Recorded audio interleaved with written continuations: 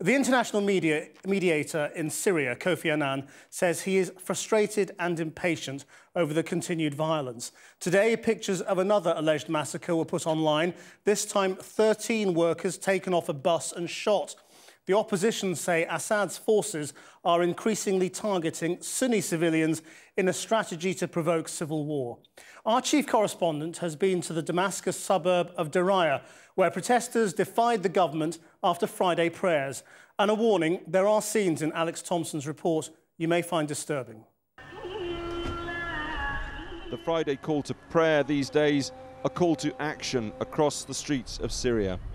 One thing is clear, President Assad has joined the long list of history's dictators who cannot travel safely through their own capital. Daraya in Damascus today, the rebel flags painted on the walls. The authorities cannot stop it.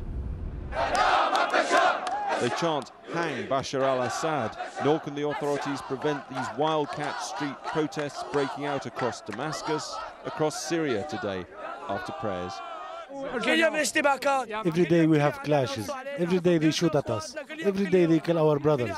We are not frightened. We will keep demonstrating. Today they bombarded all of the town, like they did in Douma, Zamalka, Zabadani, and then Hula. You know, you've been there, you've seen it. The army of Assad has come. Few will give their names, many hide their faces. They know retribution from the secret police can be vicious and swift. The crowd here are trying to stop the UN vehicles from leaving because they say so long as the UN stay in this location, they'll be safe from the security forces. They don't want them to go. And this is just 10 minutes drive from the centre of the capital of Syria. The UN vehicles did get out, but only after being sprayed with anti-government graffiti. Claims here that anywhere between 6 and 10 people were shot dead earlier in the day.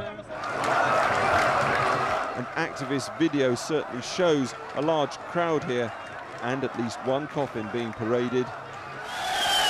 Men, too, armed with Kalashnikovs. What does this say? Go out. Get out, Bashar al-Assad, says the placard, calling for the president to go. They hit the city with rocket launchers. A car was hit today. Back at the UN's hotel, you'll see 37 soft-skinned vehicles. They have just 2 armoured. As one UN official told us, these used to be quite sufficient for the job, but not now. They're trying desperately to bring more armoured vehicles in as fast as possible as conditions change on the streets. But with just 2 armoured vehicles delayed today, at a stroke, half the day's patrols have not been possible.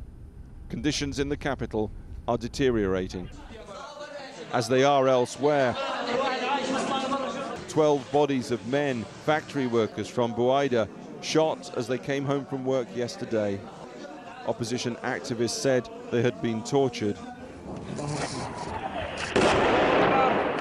As ever, government and opposition blame each other for the latest atrocity of a civil war increasingly hallmarked by the massacres of civilians.